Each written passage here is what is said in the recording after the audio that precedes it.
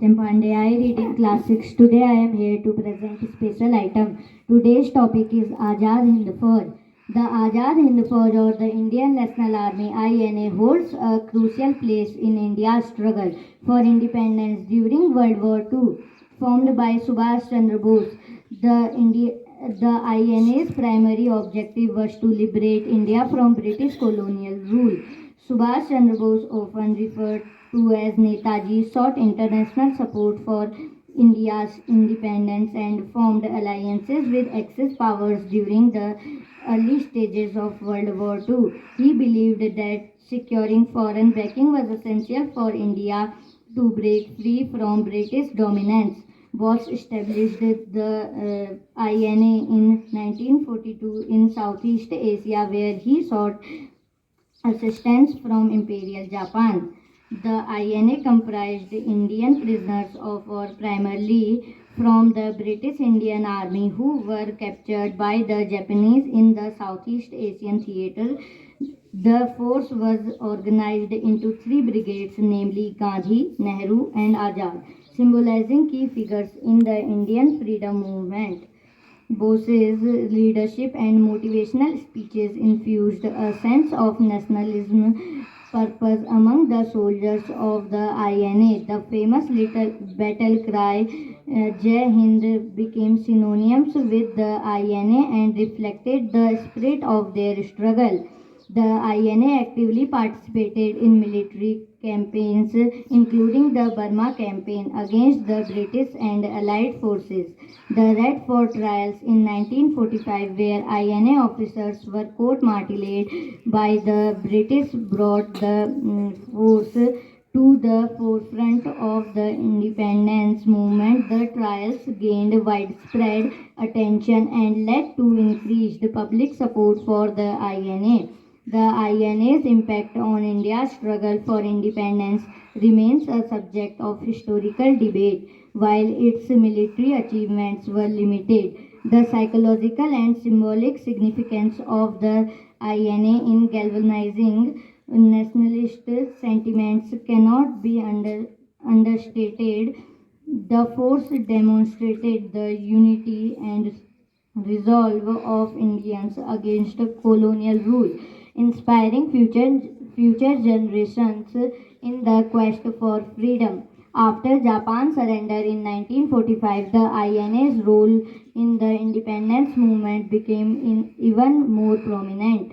The events that unfolded post-war, including the naval mutiny and the realization that the British Empire had weakened, contributed to the ultimate withdrawal of British rule from India in 1947.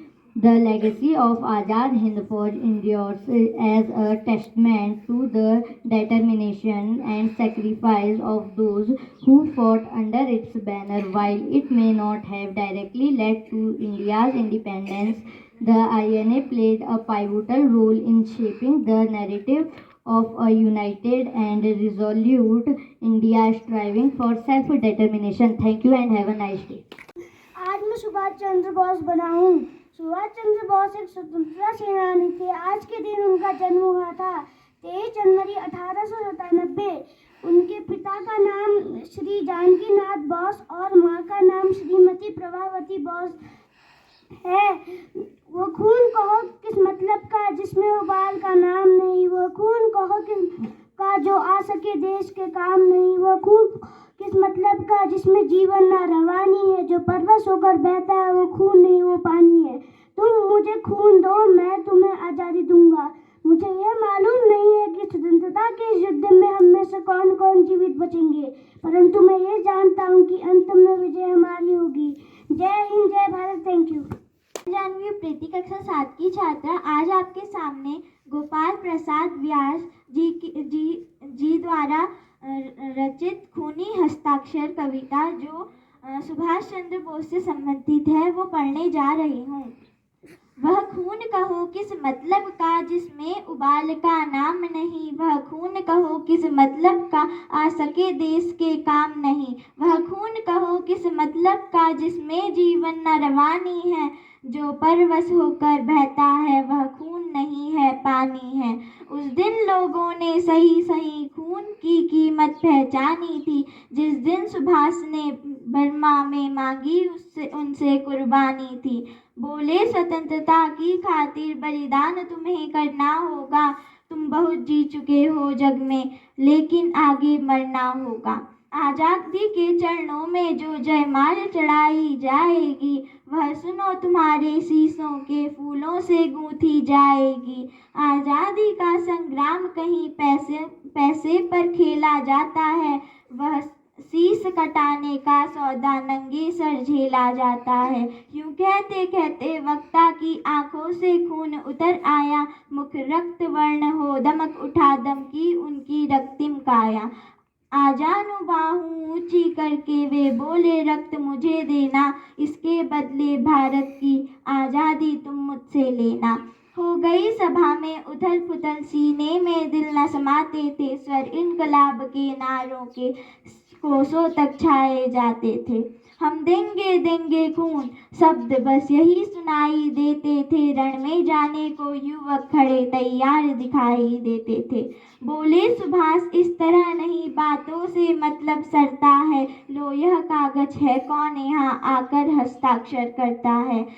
इसको भरने वाले जन को सर्वस्व समर्पण करना है। अपना तन मन धन जन जीवन माता को अर्पण करना है। पर यह साधारण पत्र नहीं, आजादी का परवाना है। इस पर तुमको अपने तन का कुछ उज्जवल रक्त गिराना है।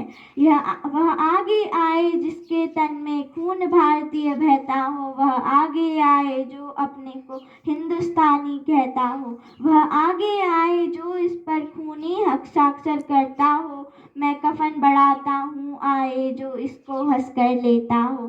सारी जनता हुंकार उठी, हम आते हैं, हम आते हैं। माता के चरणों में यह लो हम अपना रक्त चढ़ाते हैं। साहस से बड़े युवक उस दिन देखा बढ़ते ही आते हैं। चाकू छुरी कटारियों से वे अपना रक्त गिराते थे। फिर उस रक्त की शाही में वह अपनी कलम डुबाते थे। आज़ादी के परवाने पर हस्ताक्षर करते जाते थे। उस दिन तारों ने देखा था हिंदुस्तानी विश्वास नया, जब लिखा महारणवीरों ने खून से अपना इतिहास नया। धन्यवाद।